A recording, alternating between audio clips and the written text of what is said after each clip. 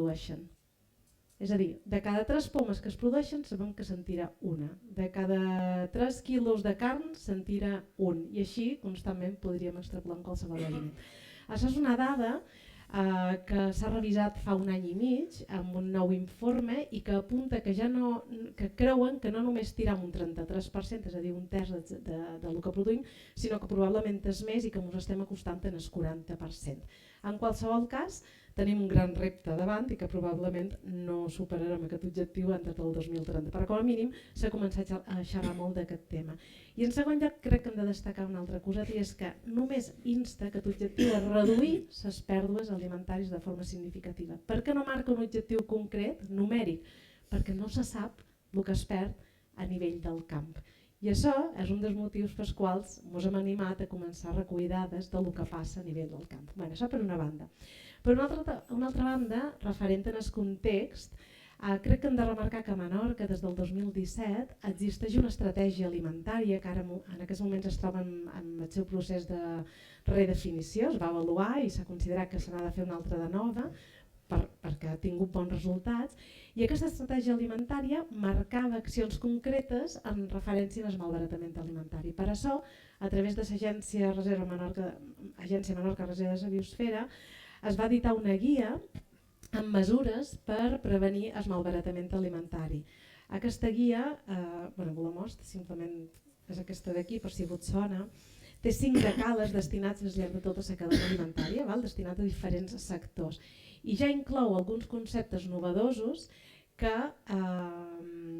insten a la corresponsabilitat de cadascun dels sectors de la cadena alimentària. És a dir, quan nosaltres xerram de malbaratament alimentari, sempre pensam en les llars. Quant de menjar tiram les famílies a casa perquè no aprofitam el pa, perquè no aprofitam les pomes, aquelles que es posen un pot dolentes, perquè quan s'obre un pot d'amanida en vez de guardar-la la tiram, i tot això és cert. Però aquí hem de ser molt crítics, i jo com a consumidora, quan vam elaborar aquesta guia, ho vaig voler ser, perquè quant d'aquest malbaratament alimentari que es produeix a nivell casolà mos ve imposat, és a dir, anem arrossegant al llarg de tota la cadena alimentària i mos el computen a nosaltres quan realment les causes reals probablement ja venen d'uns altres esglaons de la cadena alimentària. Una altra dada que crec que hem de tenir en compte per obrir després el debat és que a Menorca es va fer un estudi de fluxos alimentaris on ja es van recollir també algunes dades de què passava a Menorca. La dada que es va donar fa 2 anys i mig o 3, no me'n recordo ben bé, el 2018-2019, és que a Menorca, de tot allò que consumim, no del que produïm, de tot allò que consumim, es tira 12.000 tones anuals. Jo, clar, ja m'adonen aquest nombre i jo no m'ho puc ni imaginar, el que és, però en qualsevol cas és una barbaritat. Dir també que també a través de l'Associació Líder es va fer un projecte que es deia Menorca al plat de l'escola, que en el marc d'aquest projecte es va intentar fer, es va fer un mostreig ràpid de malbaratament alimentari a nivell de menjadors escolars. I també es va veure que era una barbaritat el que sortia. Hi havia menjadors escolars que tiraven fins i tot el 50% del que es produïen. Per tant, aquí també es van dir, han de posar aquest tema damunt la taula si ha de fer feina de forma seriosa. I un darrer projecte que crec que val la pena remarcar i que ha precedit aquest que venim a exposar avui va ser la campanya insular per part del Consell Insular de Menorca, producte o aliment fora de sèrie. Això va ser una campanya de sensibilització en contra del malbaratament alimentari, però que es fixava concretament en aquells aliments que es perden degut als estàndards de qualitat que se'ls apliquen. Vull dir, a una poma que és petita o que és massa grossa, o un plàtan que té unes taques, o una pera que té un cop, tot això no entra en el circuit comercial habitual degut a aquests estàndards de qualitat i s'acaba perdent. Arrel d'aquesta campanya, que va ser sobretot a nivell de ciutadà, de comensals i a través d'espais de comercialització, a nivell de botigues, van començar a xerrar amb productors i van veure l'interès de començar a recollir dades d'una manera un poc més seriosa de què passava realment al camp. I aquest és l'objectiu del projecte que hem fet i que venim a presentar avui. És a dir, anar a xerrar directament amb productors i que ens diguin què tiren diàriament o setmanalment o mensualment per diferents causes.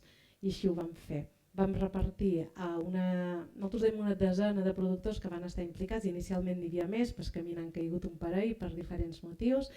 En realitat qui ens ha entregat els nombres, les dades, són 8 i estem pendent de 2, que són fruiters i que mesuren les dades de pèrdues de forma diferent a les hortalisses, no? Per això encara estem pendents. Però bueno, una desena de productors, vam deixar la més i els vam entregar una graella.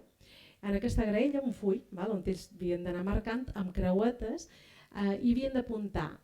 Per nosaltres era millor setmanalment, però els hi donàvem marge setmanalment, cada 15 dies, cada mes, com ells volguessin, quin producte havien tirat. Això ja fa ser un problema, no? Perquè quan tu dius al productor o la productora, digue'm quantes bledes tires, no, jo no tiro res. No? D'acord, han de canviar la pregunta perquè m'ho entenguen, perquè per ells era si no ho puc vendre ho donen a esports o ho deix per fer compost. D'acord, però jo m'interessava que me donessin la dada perquè el que ens interessava, que ho vam estar discutint moltes, quantes bledes d'aquestes no entren en el circuit comercial i per tant tu deixes de vendre i per tant no tens un rendiment econòmic. No? El que ens importava era això. Bueno, quan van canviar la pregunta ells apuntaven tant de quilos de bledes, els hi van posar un seguit de possibles causes per les quals no havien pogut vendre aquestes bledes, que ells només havien de marcar amb creuetes, i després un seguit de possibles destins de què havien fet amb aquestes bledes, no? Si ja regalades, si ja transformades a casa, si ja utilitzades per fer compost, si ja donades a animals, etc. Simplement ells havien d'anar marcant amb creuetes. I a partir d'aquí obtenim la dada que apuntava Antoni al principi. Amb 7 mesos, de gener a juliol d'enguany, amb 13 hectàrees, és així? 18 tones d'aliments que s'han perdut. Quan xerram de 18 tones d'aliments estem xerrant bàsicament d'hortalisses, perquè la fruita no s'ha acabat de comptabilitzar encara perquè ja vos dic que ho compten de forma diferent.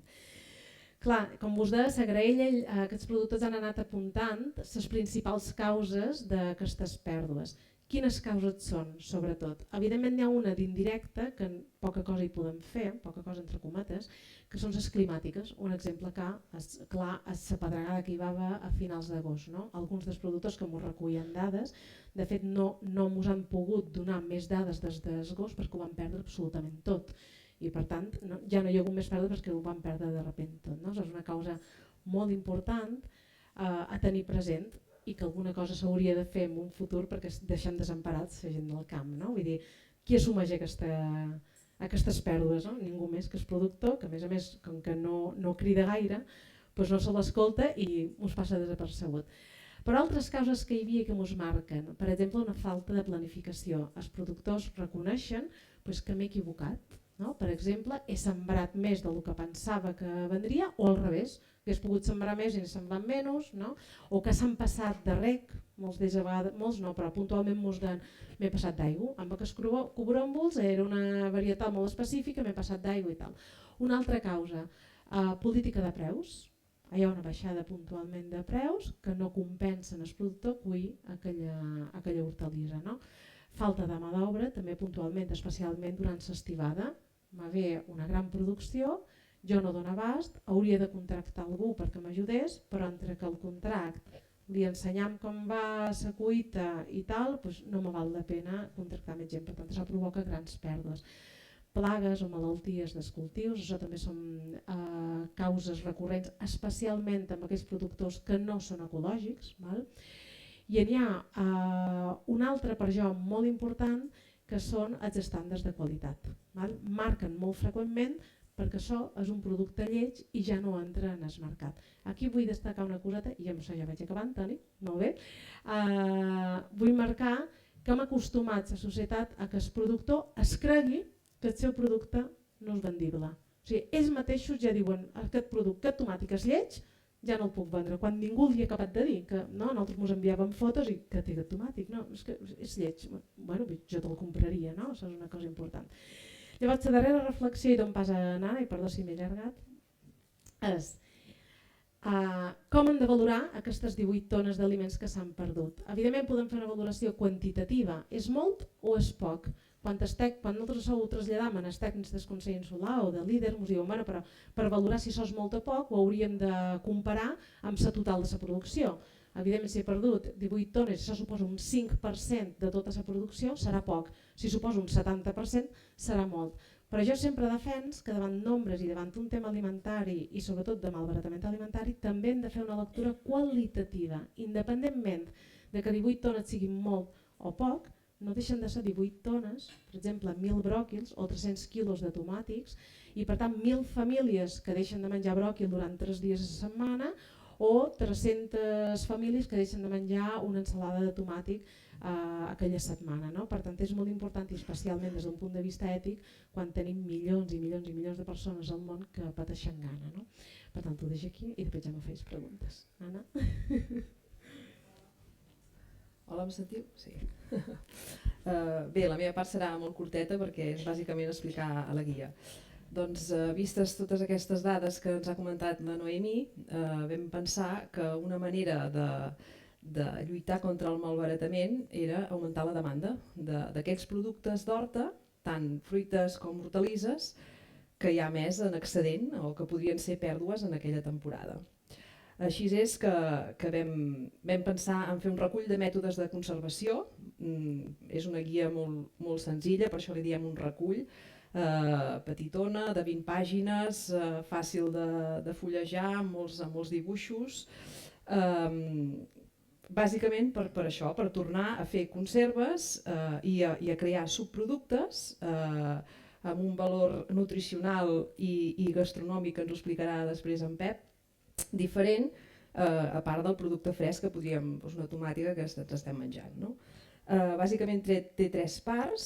La primera aquí a la contraportada, bé, com que tots ho teniu doncs ho puc anar explicant, així vosaltres mirant-ho. Bàsicament són tots els productes d'horta bàsics de Menorca, distribuïts per temporades, amb diferents colors la temporada. Hi ha alguns que són de tot l'any. I després ja fem una descripció, una petita presentació, i després es passa any a any descrivint quins productes hi ha. No? Ai, perdó, sí. Gràcies, sort que esteu atents. Més a més, amb la mateixa estructura, no? A dalt doncs, hi ha els productes que són cada mes subjectes de pèrdues, com deia la Noemí, no de malbaratament, seria el productor.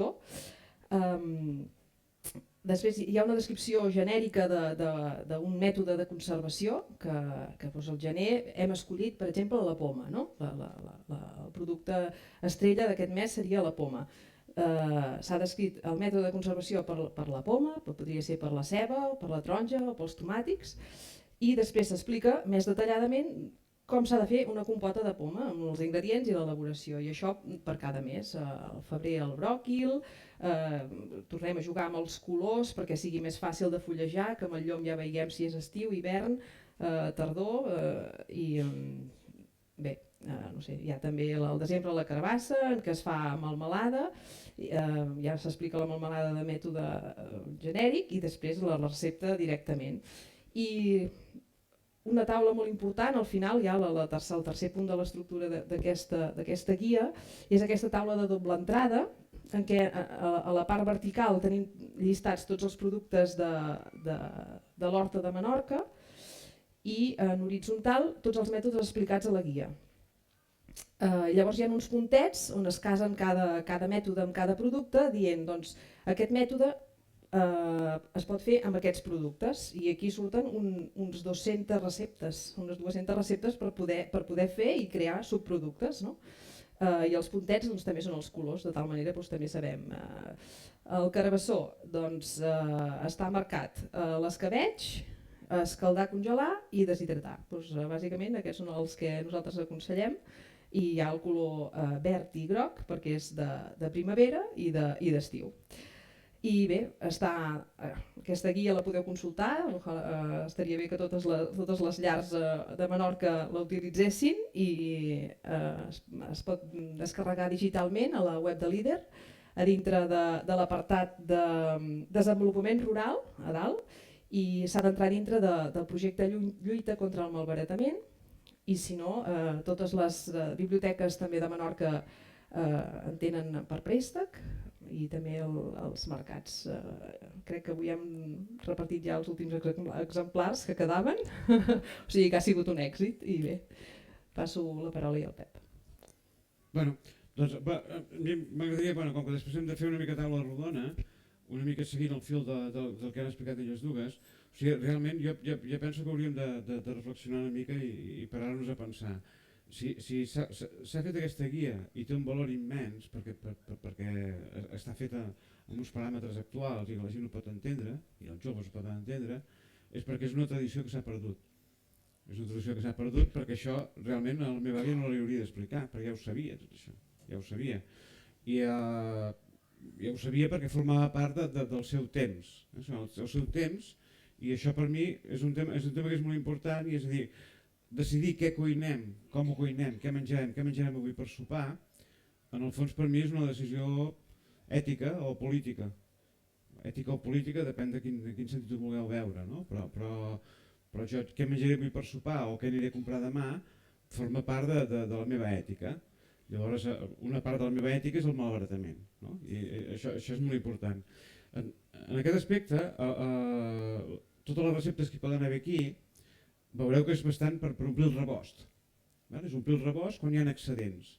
Això és una cosa que a un avi no li heu d'explicar perquè ho sabia perfectament. Quan hi havia rebost s'havia d'amputar. S'havia d'amputar el sofrit, quan hi havia l'estivada s'havia d'amputar el tomàtic, tot això ho tenia claríssim. Perquè hi dedicava un temps a això. Llavors quan dic que és una decisió ètica o política és el dir, per què hem renunciat a aquest temps de cuina diària per conservar quan hi ha excedents? Per què hem renunciat? És absurd, és absurd. Jo personalment no puc estar, haig de dedicar cada dia unes hores a cuinar. Em dóna la impressió que forma part de la meva feina diària. Haig de dedicar una hora a cuinar i un temps a anar a comprar. El temps d'anar a comprar és molt important perquè deia la Noemí del fet d'aquest problema que tenen els productors. Quan nosaltres anem a comprar, ja ho dic, si voleu després en parlem a taula rodona, però per mi als supermercats els prohibiria vendre producte fresc. Els prohibiria directament, perquè és que de la mateixa manera que hi ha metges que tenen malpraxis, per mi un supermercat amb alimentació, amb producte fresc, amb verdures, carns o pa, que venen pa que no és pa, i m'agradaria saber les xifres de malbaratament que tenen. Si avui anéssiu al polígon i veiéssim tots els supermercats que hi ha, tots els pans que hi ha, que avui tiraran els fems, que no són pans, a més no són pans, tot el que tiraran els fems, no sé quin percentatge de malbaratament és. Jo com a malpraxis, ells es dediquen a vendre l'alimentació, jo els prohibiria directament vendre productes frescos. Llavors què passa amb la gent? Que no té temps. No té temps. Això és una guia per guanyar temps, per estalviar productes i guardar-los al rebost. Llavors no té temps, llavors agafa el cotxe, està 15 minuts, se'n va al polígon, està 15 minuts més per aparcar, 20 minuts més per fer cua, gasta benzina, compra al supermercat i torna a casa i després ho guarda tot a la gelera, s'ha gastat, depèn del nivell econòmic, 60, 100, 150 euros, els que sigui, dels quals en llançarà la meitat. Perquè són productes que van tots envasats en plàstic, els guarda a la gelera i els té això. I després agafarà, quan ho té tot guardat, dirà, ara vaig a fer exercici, es vestirà de runner i anirà a córrer.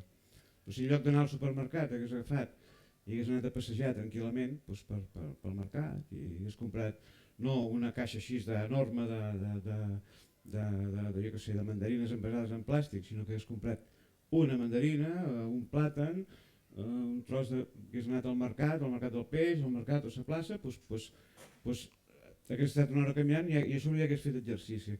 Vull dir que a vegades és un tema de consciència, de consciència per mi, quan dic que és una decisió política, no em refereixo a la política en el sentit que l'entenem, sinó en el sentit que és més poderós aquest canvi que fem nosaltres a l'hora del sistema de comprar que el fet de fer un acte polític que té més efectes de cara i sobretot de cara als productors.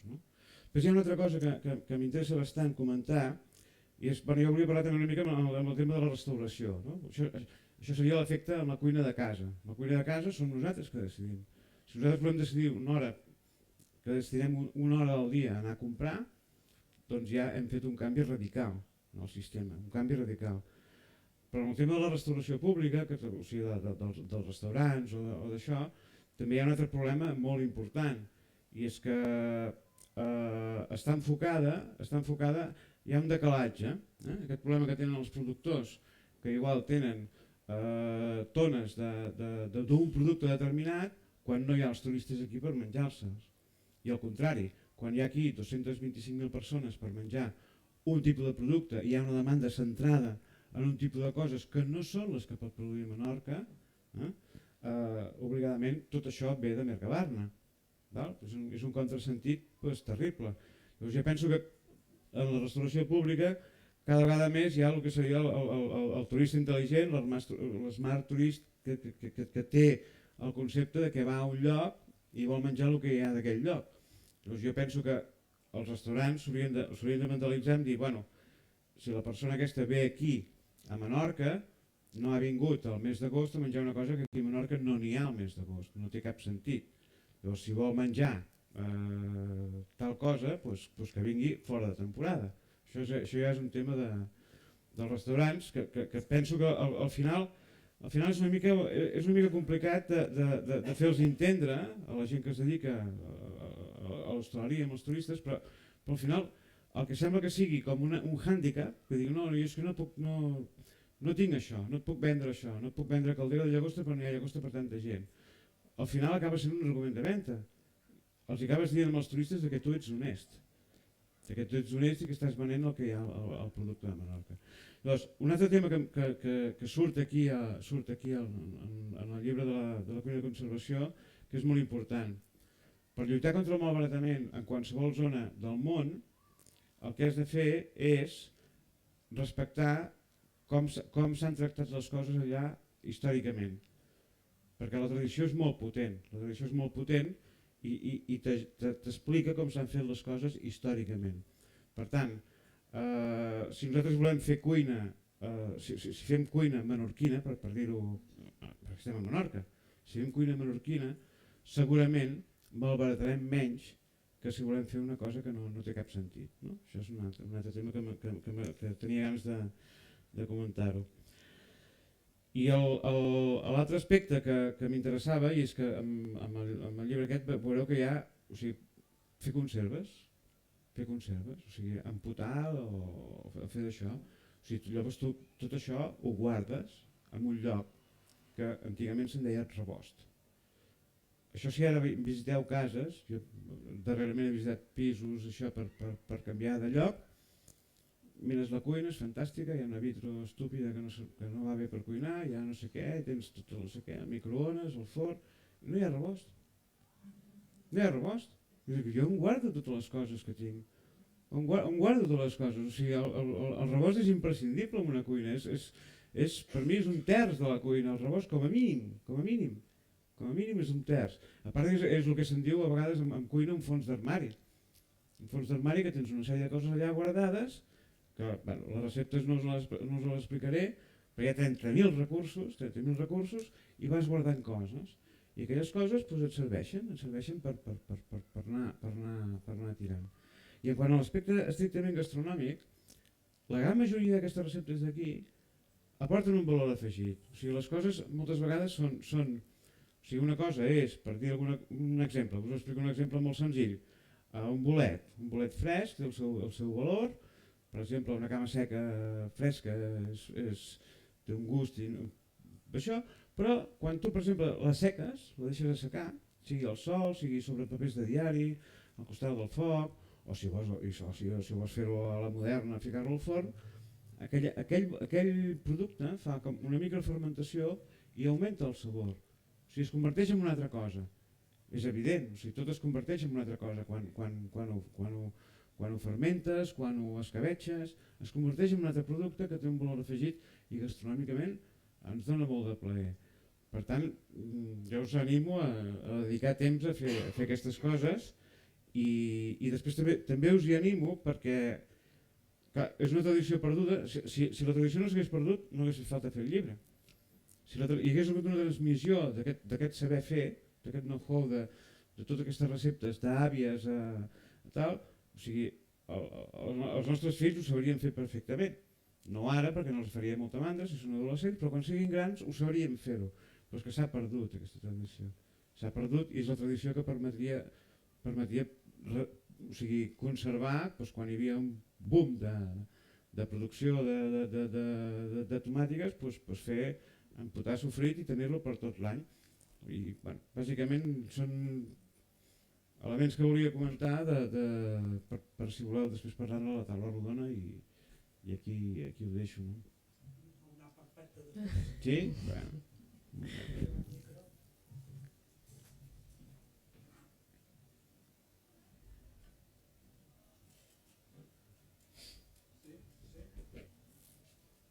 Sí? Si hi ha preguntes ara és el moment d'aixecar-vos la mà, us passaré el micro i tots els dubtes. Bueno, moltes gràcies per la vostra exposició. Realment, jo el que quan deies això de les conserves, de que me'n record que ma mare feia pots de conserva, i bueno, és una tradició que se va perdent. Però realment, si miram en un context històric i social, etc., doncs, clar, venim d'una societat d'escassesa, de pocs recursos, no? On la gent ja instintivament sabia que tenia que aprofitar al màxim, inclús les coses que sobraven, etc., no tiraven res perquè clar, era una qüestió de fam quasi. I això es va fent tradició, es va fent com un hàbit que realment no saps per què ho fas, però sí que saps de bon bé, no? I en canvi hem passat a una societat de la superabundància, de consum exagerat en què les grans productores i distribuïdores i els súpers i tot, el que volen és que la gent compri el més possible, tant dones i ho tires, no? O sigui, i també una altra cosa que tu deies, dèieu, temps per cuinar, no? I sabem que abans majoritàriament hi havia les dones, les ames de casa, que estaven moltes hores a la cuina i feien... Clar, el ritme actual, llevat d'excepcions, de qualque jubilat, etc., però el ritme actual de feina que la gent no té temps per estar a la cuina, que dina de qualsevol manera, ara els súpers han fet inclús menjars ja preparats perquè tu enduguis amb un tap. O sigui, que me sembla molt bé aquesta proposta i crec que seria de molt de valor, però com la podem dur a terme amb una societat i amb un context que és completament diferent d'aquell en què afavoriria aquestes coses. No sé què pensar. Vull dir una cosa només, després si voleu parlar vosaltres, però el fet de no tenir temps per cuinar és perquè vols, és una decisió pròpia. O sigui, jo necessito 7 hores, dormir 7 hores i necessito cuinar 1 hora i necessito 1 hora per anar a comprar. Però això ho decideixo jo. O sigui, ho decideixo jo. O sigui, soc jo que decideixo que cuino 1 hora al dia. Bueno, ja dic 1 hora, però és una decisió pròpia. Si la gent diu que no té temps per cuinar, és mentida. És que no vol tenir temps per cuinar, prefereix comprar-se un precuinat.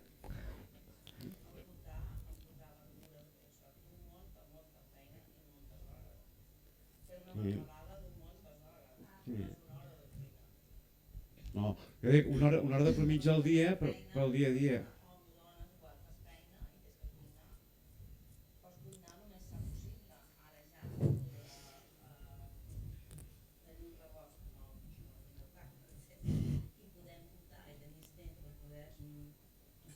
Per poder, per exemple, quan hi ha tomàtics barats a la plaça, podries anar a comprar tomàtics, emportar-los i tenir-los per l'hivern. Però això, en el meu cas, és completament impossible, a part que els tomàtics de Menorca són quasi or, si els trobes. Bueno, jo dues aportacions. La primera és un incit sobre els temps. Jo estic d'acord amb el que deis, la societat ha canviat molt, Jo que som mare de dues filles petites i veig com vaig cada dia, no? Anant a casa i arribar tard i bueno, és així. Però bueno, que jo crec que també hem de fer una reflexió, cadascú per ell mateix, no? De com acabem de temps, per exemple, invertim la gent jove, que som els que hauríem de fer d'amputar, no? Per mirar pantalles, per exemple. Vale? Els moments de cuinar o els moments de menjar avui en dia s'han convertit en tràmits entre activitat d'antes i activitat després i li han deixat de donar importància. No sé, jo dic ara 1, 2, 3 que hem dinat, és que no ho sabem, perquè com que sempre tenim el plat allà no hi prestem prou atenció, no li donem prou valor, sabem que demà hi haurà un plat, llavors és una cosa que ha passat molt ràpid, no? Haurem de fer una reflexió aquí i perquè anant tan ràpid s'ha de fer un panxó, doncs tal vegada per guanyar uns minuts i després veure una sèrie de Netflix, crec que li diuen, no? Una cosa així, no sé el cas. Bé, això era un incís per complementar el que deies, que estic d'acord. Però jo crec que vull fer una altra aportació i és, si fins ara, o en els darrers anys, s'ha posat de moda la paraula sostenibilitat, no? Tot és sostenible, ara, a partir de gener, crec que farà més importància una paraula que l'accés a l'aliment i me refereix que l'accés econòmic i per tant l'assequibilitat dels aliments. Tot és molt car, val? Fer les compres, l'altre dia me vam demanar elaborar una cistella bàsica per un supermercat i quan vam veure els resultats van dir ho deixarem fer perquè...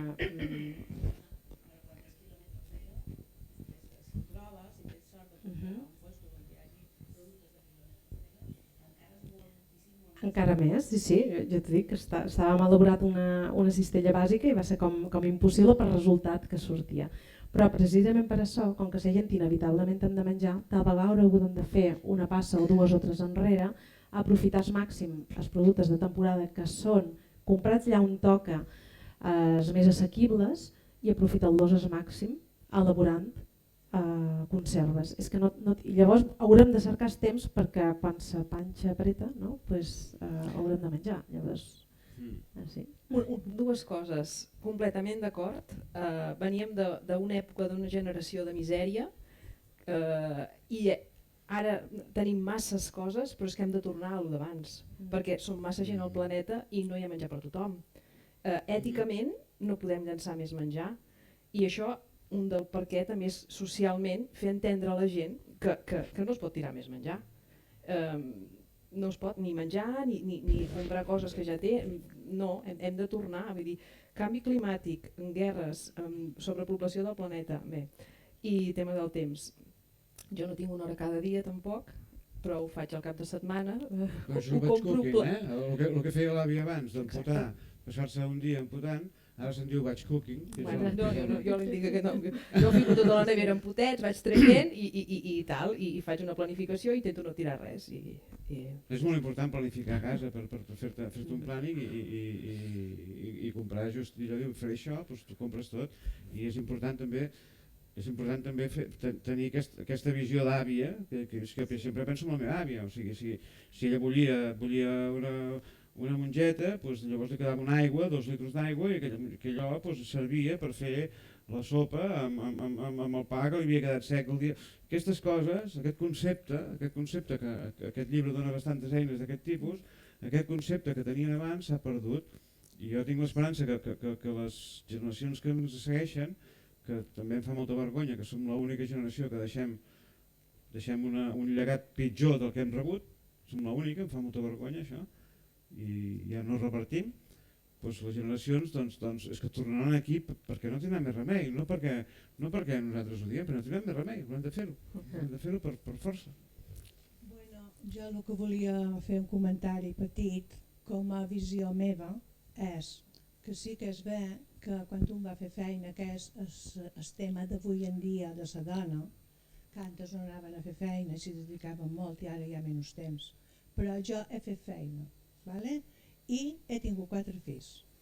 Jo he cuinat sempre, m'he organitzat d'una manera en què se pot fer un menjar que serveixi per aquesta setmana i una part per la setmana que ve.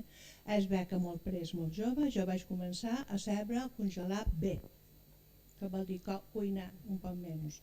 Ara, tot això jo, perquè jo, la meva visió era menjar sa. I a partir de menjar sa, el meu és el producte del quilòmetre zero.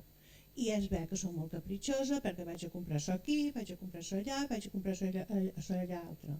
I una vegada en mes vaig als grans mercats a comprar tot des més una vegada, de lo que és s'aigua, perquè m'agrada canviar d'aigües també, que siguin de minerals baixos, les meves manies, i els sabons, tot el que pesa, una vegada en mes, i tot el de més quilòmetre zero. És de bé que avui en dia és molt còmode per la gent jove, ai mira ja ho he comprat fet, però és perquè no els agrada cuinar. Això m'ha agradat. I crec que també la família ho ha vist i ho ha agraït. Pues sí, sobretot per menjar sa, i bastant de temps. Tot va junt. Les conserves se faig amb els Thermomix, entero media hora.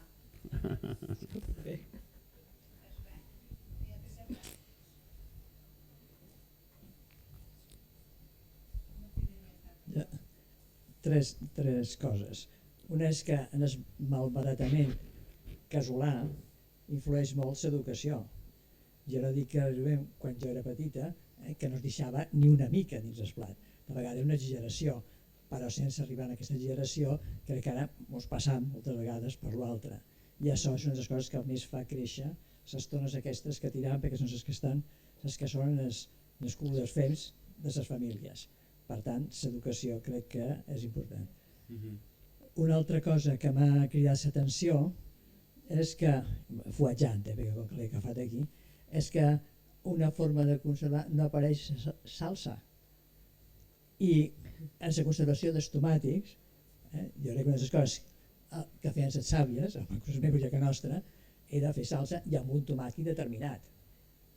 Per tant, crec que també és una forma de conservar i després d'emputar i de més, però no sofrit sinó salsa. I a més s'ha passat per el puré i fèiem una feinada de rodar allà per això. Són diferents qüestions que tal que hi ha una altra que no recordo. Sí, un incís amb això darrer que ha dit, seguia, va dur molta feina prèvia de fer un esquema de dir com l'organitzam, i vam dir ho hem de lligar sí o sí amb els productes de temporada. Després vam intentar agafar de cada mes, no un producte de temporada, sinó un producte que estigués amb excedent, és a dir, del final de la seva temporada. Per això la poma, ara és temps de poma, però la poma no apareix fins a gener o febrer. I llavors, quan vam tenir un aliment assignat per cadascun dels mesos de l'any, va ser un tema purament d'estructura, vam dir, ara anem a associar un mètode de conservació per cadascun d'aquests. Llavors, evidentment em van quedar fora, el sofrit també estava entre la llista, però va ser, el sofrit ja, qui més qui menys ja sap que se'n pot fer, llavors vam anar assignant així. El més normal amb els tomàtics era la salsa. Sí, totalment. De fet, quan li vam donar a seguir, va revisant en Pep va dir, aquí podria posar això, aquí podria posar allò, ja, farem una segona edició, una tercera, perquè si no... Intentàvem que també fossin per diferents productes, que així també sortien més dos. Que sortissin coses noves. I una qüestió que discrep, que l'has dit tu, és que no és que faltin tant d'aliments en els planetes, sinó que estan mal distribuïts. Vull dir que si estiguessin distribuïts correctament no hi hauria tanta fam, que a més va estar augmentant la població que passa fam. Aprofitant això que ha comentat ell ara de la distribució del llibre aquest, és que l'he passat a gent de l'edat de les meves filles, diguéssim, entre 20 i 30 anys, i estic entusiasmat amb la resposta que ha tingut. Ho han entès bé. O sigui, està fet de manera que ells ho entenen. En canvi, si jo els hi foto el rotllo que això s'ha de fer així, no em faran ni cas. I això ho entenen. Aquest llibre i aquest quadre l'entenen. I dic, està bé. Hola, buenas tardes. Aparte de hacer sofrito con el tomate, y yo este año lo que he hecho es mermelada de tomate también. Para aprovechar, aparte de que se me han estropeado muchos todos los dos tomates de ferro, se me han estropeado por el calor. Pero bueno, bien. Molt bé. Vista la creativitat gastronòmica. Es creen nous productes gràcies als mètodes de conservació dels excedents. De fet, si mireu la darrera pàgina, l'esquema que de Nana, hem intentat ser molt estàndards, és a dir, realment es pot fer de tot amb tot. Val? De fet, són les exportacions de pebre, que també es podria fer això. Clar, vam intentar ser com a molt estàndards perquè la gent ho entengués, val? Perquè ràpidament pogués després consultar un mètode de conservació i el pogués atribuir a algun aliment en concret. Clar, jo no som cuinera, per exemple, i a l'hora de redactar seguir era com, a veure, però aquí me diuen que puc afegir un pot de sucre, aquí me diuen que no, aquí no sé què, llavors va ser, bueno, lo bàsic, i després cada maestrillo tiene su librillo, no? Aquí hi ha en Pep per dir 4 secrets si el dia voleu demanar, però vam intentar ser molt, molt estàndards en aquest sentit.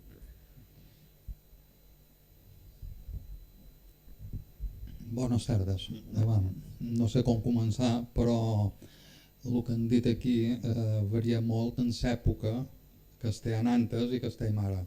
Ara tot l'any hi ha tomàtics i ratllaven de fer pots quan només hi havia una temporada de tomàtics. Aquí ja ho canvia tot. Quan no hi havia tomàtics més que en l'estiu, lògicament a les cases pobres, que era la majoria, avui no, també s'ha canviat, se preocupaven de tenir tomàtics per l'hivern i per això feien els pots. I totes aquestes amb això ha canviat. Si ara hagués d'anar a comprar tomàtics en els preus que estan per poder fer pots per guardar-los per l'hivern, cau la lògica completament. No, és del mal any de tomàtic, de fet. La distribució, el calendari de temporada que apareix a la guia, es basa en la informació que han donat els productors ecològics. Per tant, ens hem basat en un calendari de producció ecològica, no el calendari de producció o de consum que marca un supermercat, que allà hi haurà de tot l'any. Això és molt important, perquè em sembla que hem de canviar el xip. És a dir, sortir de casa amb la idea d'anar a comprar una cosa, perquè vull fer no sé què, no. Tu has de sortir de casa i anar al mercat i veure què hi ha. I quan has vist que hi ha, llavors tornes a casa i decideixes què fas. Si tu vas un dia al mercat i et trobes que els productors han tingut un accident de tomàtic i hi ha caixes de tomàtics d'oferta perquè tots els productors menorquins han deixat, dius, bueno, doncs avui és el dia de fer tomàtics, no un altre dia, no el dia que tu decideixes, el dia que decideix el productor. Una altra cosa és que aquí han vingut, ja veus la gent, la majoria ve dels temps antics, ho sap fer. De joves que n'hi ha cap, no. N'hi ha una allà darrere. Dos, tres. Enhorabona. Els interessats. Jo venc d'una casa pobra perquè era en aquell temps, mon pare feia feina, mon mare s'encarregava de la casa, com ben dit, tenien sàvia a casa nostra i eren 4 germanes. I mon pare, després de fer feina, cultivava sort i del que cuien feien conserva del que fos. I menjaven del que hi havia. I com que no en sobrava, en l'hivern havien de fer, obrien els pots de la conserva. Però avui en dia això tampoc passa. I això és tot. Per allà n'hi ha?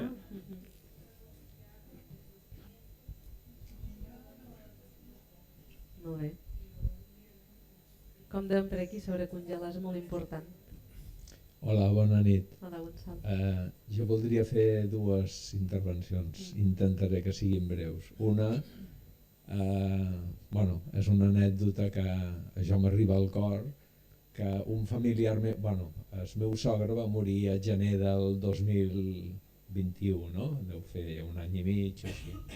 I era una persona acostumada a fer conserves, a fer rop i a fer tal, no? I ara un familiar fa poc anava a tirar els excedents perquè buidaven casa seva, no? I nosaltres vam dir que has d'anar a tirar, dona el pot de rop aquest. Jo he pres aquest darrer mes un gust de menjar la rop del meu sogre que fa un any i mig que va morir, que no té preu. Només us volia contar aquesta anècdota perquè... Bé, i l'altra cosa, que si aquí hi hagués en Tolo, qualcú de la cooperativa del camp o qualque pagès, m'ho recordaria, que no és directament sobre el malbaratament, però jo crec que va molt lligat, que si a la majoria de nosaltres crec que han de ser prou honets, perquè a casa nostra som els primers que mos passa, si mos demanen, si qualcú mos enquesta i mos diu tu com a què de producte de Menorca trobes que compres, Llavors la majoria de gent contesta, bueno, jo crec que a Can Nostra devem comprar pues 50-50 que diuen, no? O un 60% de súper, perquè vaig anar al polígono, i un 40% de Menorca.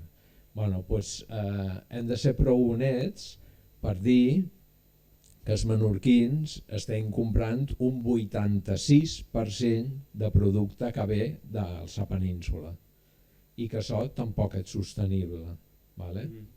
De fet, això augmenta el malbaratament alimentari al llarg de la cadena i no ho veiem. Clar. I que aquest 86 fa uns anys també es va estudiar i no era un 86, potser era un 75.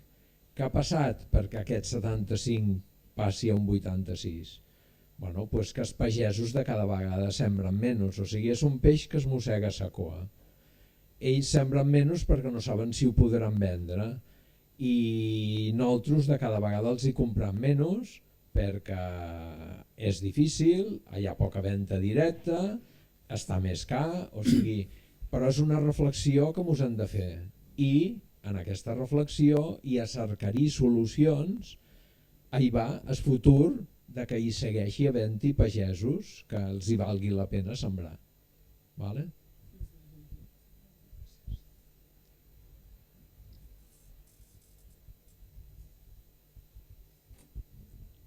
Qualque pregunta més?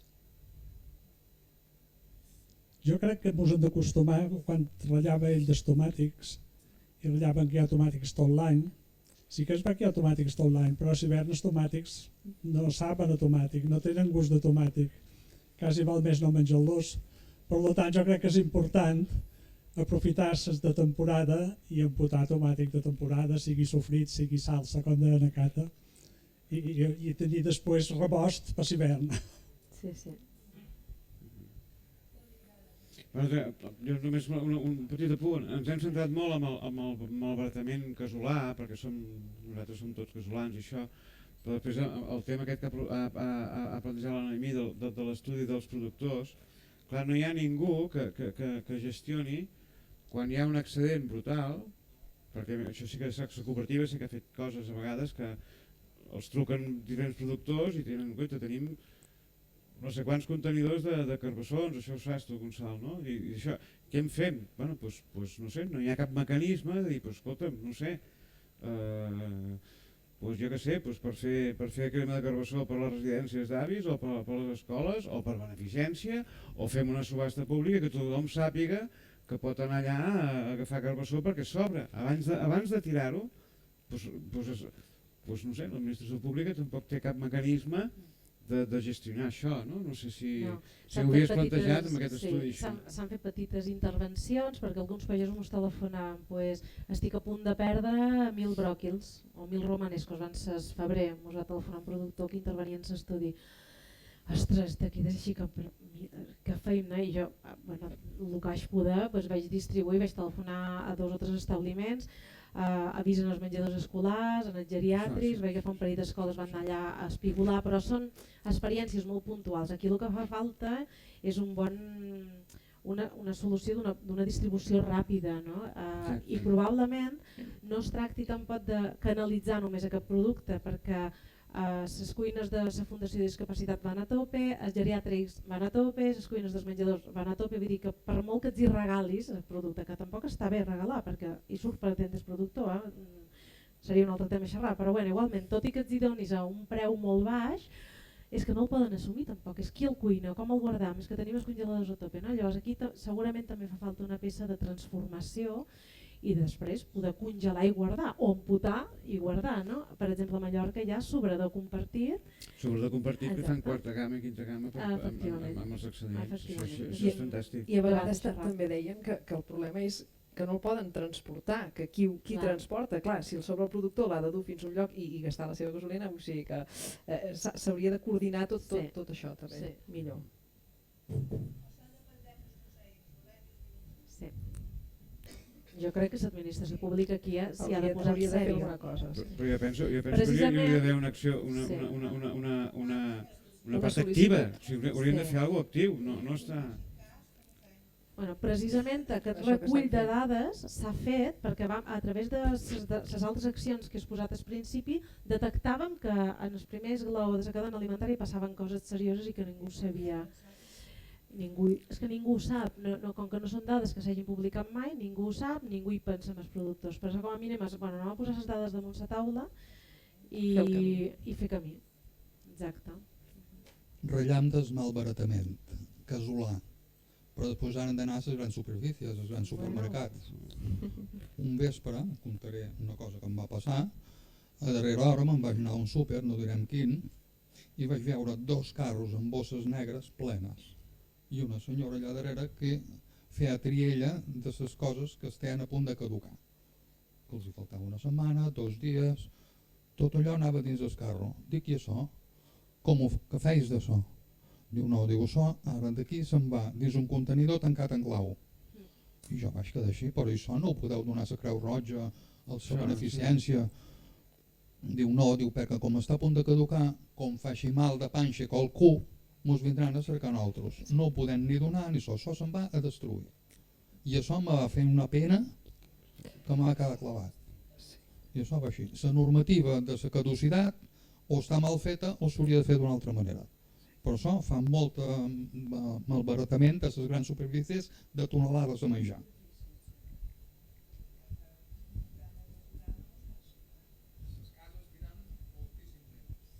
Sí, sí.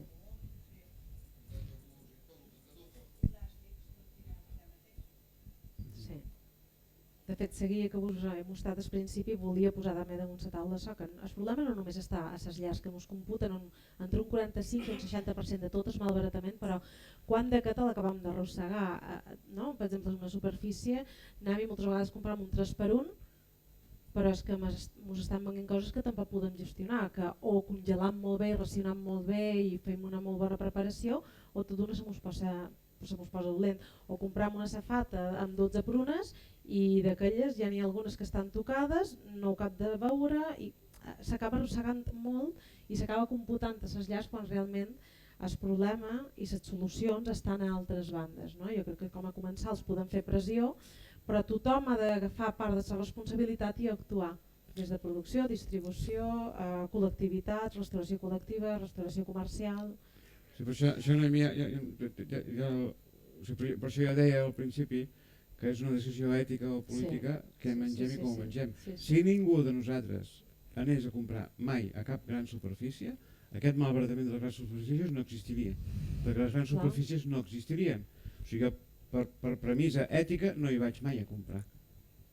No hi vaig mai a comprar. I bueno, si tothom ho fes, tot aquest plàstic i tota aquesta cosa no hi seria. Jo recolzava una idea que ha donat en Pep, que és molt radical, però que jo sempre l'he defensat també. Jo no puc entendre, per exemple, perquè en el supermercat que hi ha a baix del mercat del claustre venen producte fresc, però no hi ha mercat a dalt.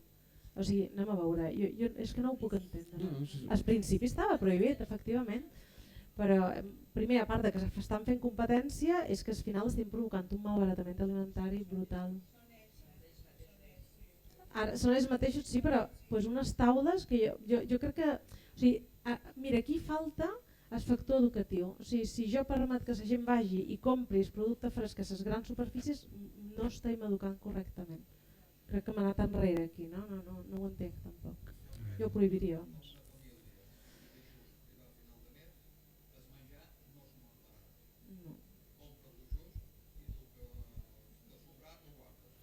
Hi ha una cosa que em preocupa amb això, de la tendència des que hi ha hagut la guerra d'Ucraïna i això, per exemple a Alemanya, que són molt especials amb això, crisis, i ells sempre s'anticipen molt a la crisi, són molt previsors, són calculadors alemanys, i han començat, totes les botigues de producte ecològic han caigut en picat, n'han tancat algunes, i han començat a comprar supermercats i marques blanques. És molt preocupant això.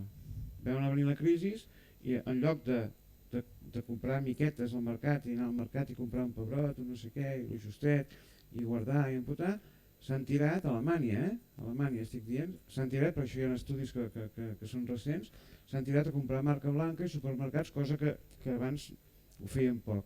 I han hagut de tancar botigues, o sigui, empreses que tenien cadenes ecològiques, i hòstia, em sembla que és un error, no? És al revés. I això passarà ara, si hi ha crisi, la gent anirà a comprar marques blanques. Bueno, jo animo que ara farem l'exercici de comparar ara mateix, que hi ha tant de problemes de combustible, que la distribució està tan cara, de comparar realment el producte fresc, el preu del producte fresc a una gran superfície i anar al mercat. Perquè ha canviat moltíssim, perquè en el supermercat els preus han pujat molt i en canvi aquesta pujada de preu no s'ha produït tan alta a nivell de productor local. Per tant, s'està equiparant. És una gran oportunitat també.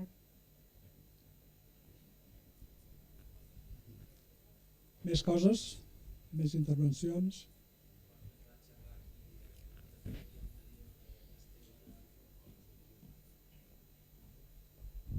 Que una tertúlia anterior es va xerrar del tema de la llet aquí a Menorca, que té la seva pròpia problemàtica i tot això, però clar, hi va haver un empresari que ha estat molt important en aquest sector que va venir un poc a consar com es podia fer, i una de les coses va dir que a Menorca tenim que tenir una sèrie com una marca per aigua, perquè si tothom fa la guerra per la seva compte, pues que allò és molt difícil de sortir. Jo dic que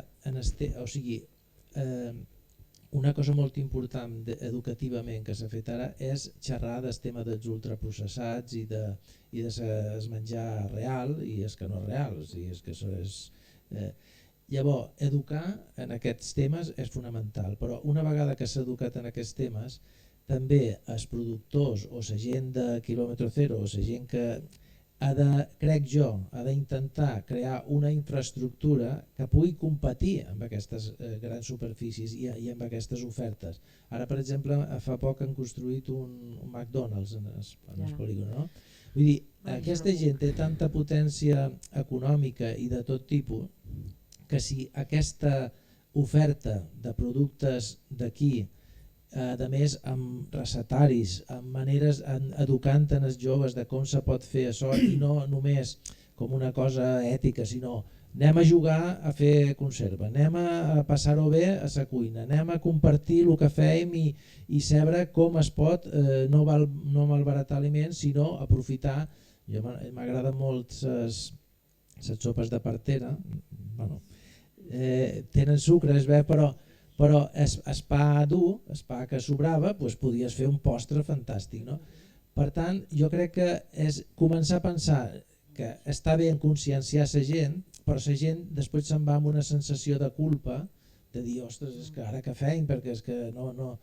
En canvi, donar alternatives viables. Això que dèieu del productor que té un excedent, a on t'ho du, com es distribueix aquí a Menorca, a quines puestos pot estar etiquetat, que és un producte d'aquí, que té un valor afegit, que les receptes tradicionals, jo sé que Fra Roger i associacions d'aquestes han fet moltíssima feina per recuperar receptes antigues, coses que se feien i que estan molt ben fetes. Per tant, és com una espècie de batalla, en certa manera. Jo ara, que estic jubilat, tinc un poc més de temps de cuinar, m'encanta fer un perol d'aubergínies i no en sabia, he après molt d'ella, però crec que és fomentar hàbits en positiu. O sigui, està bé denunciar, el primer que es va fer va ser no en els ultraprocessats, perquè tenen uns problemes inclús mèdics i de salut, però anem a veure com compartim i com fem coses que la gent això després ho disfruti, no? I vegi que és molt millor que l'altre, que l'alternativa. No sé, són idees. Bueno, és conscienciant a la societat, clar, les grans marques també inverteixen molt en poder netejar la seva imatge, amb això estan, i per això suposo que també estan on estan, a Menorca. I bé, si els productors fan la feina bé, hem de ser optimistes i pensar que hem d'anar cap aquí. I potser s'ha d'organitzar des del Consell, s'ha d'organitzar una oficina que estigui per gestionar aquests temes.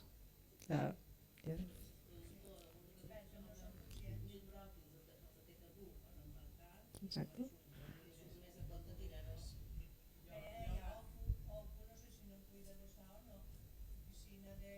No.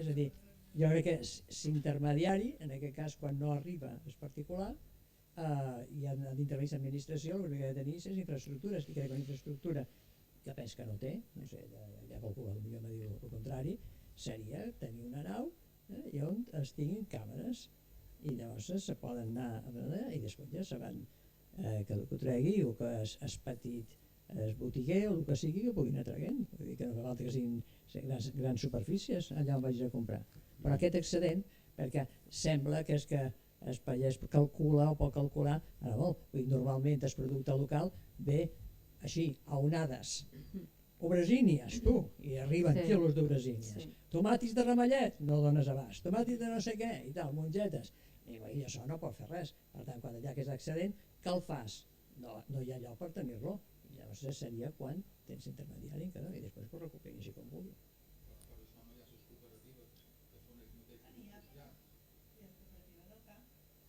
Sí, però... Sí, la cooperativa havia fet intents d'intentar assessorar una mica els productors i planificar una mica quina producció havien de fer, però és molt complex. Jo crec que és la distribució el que fan. Jo sí que faria intervenir a un tercer. Maduren quan volen, no quan la gent els vol.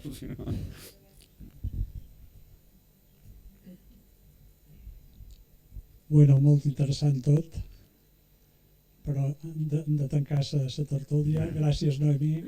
Gràcies, Anna, Pep. Continueu amb aquesta labor que esteu fent de difusió i d'engrescar la gent. Moltes gràcies per aquesta tertúlia que us heu donat. Moltes gràcies a vosaltres. Gràcies a vosaltres.